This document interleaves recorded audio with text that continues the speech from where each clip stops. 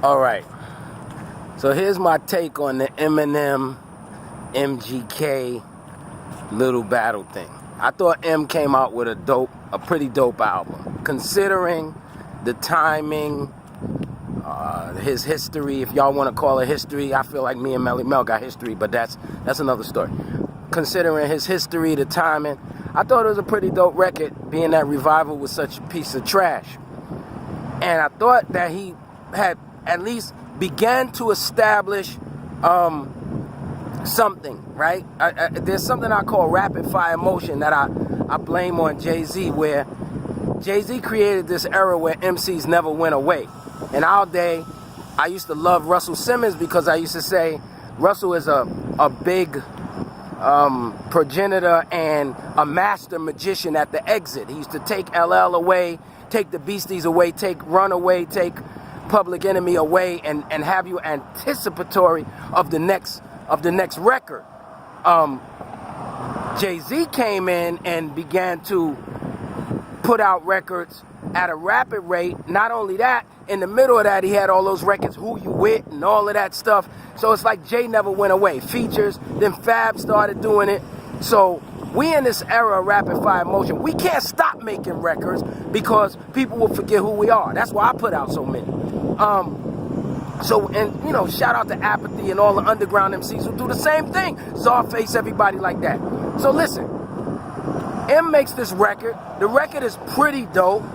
Then MGK comes out with this. Now let me give him props on this. Most of y'all didn't even know who MGK was before he made this disc. So if his name is in your mouth, he won. That's one thing that you gotta understand. Because people do diss records about people all day. People are making diss records about Jay-Z and Biggie all day. Never get heard. So if this guy got heard, he won on that. And he went real factual on it. You know, he made an incredible point. One of the points that he made is he said, how are you a rich guy and you complaining so much?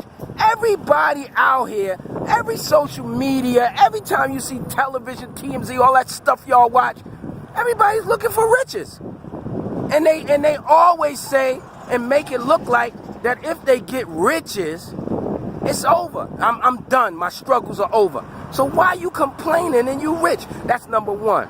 Number two, this Killshot record is trash. I'm telling y'all that. And I'm going to tell y'all why. The reason it's trash is because if somebody like us, me, Kane, Light, was to start coming out talking about who we was, how long we've been around, y'all wouldn't listen to it. Y'all wouldn't care about it. Y'all sitting here quoting, I'm 45, and I said, who cares about you being 45? If Eminem wanted to really respond to this boy, the first thing he should have did is made $1 million video. I mean, a video where he gets on a private jet and goes in 4 or 5 territories in one day. Go to Kanye's house, shake his hand, tap the babies on the head, go see Jay and Beyonce at the concert, be backstage, tap them on the head, show that I can move around like this, go get Hype and X to do it together, and show I'm that guy. Because talking about you that guy, it doesn't really work. And while you at it, if you want to talk about dope white MCs, look at Apathy. Look at Esoteric. Look at the underground dudes. Because there's white guys out there. Look at R.A. the Rugged Man. Because there's white guys out there, that's the truth.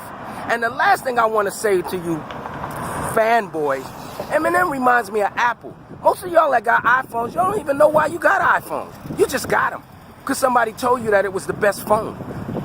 And y'all sitting there being Eminem fanboys, not really sure why. Not really sure why. He's not the best. And anybody that study hip-hop and MCs will tell you, he's not the best. He might be a good guy, and he made some great records. His best record was Stan, and if he would have stayed on that trajectory of making stories, he probably would be bigger than we could ever see, bigger than we would ever know. And lastly, he better watch out for Jay Electronica. Yo, subscribe to the channel. No Tablecloth, the album is out now. Peace.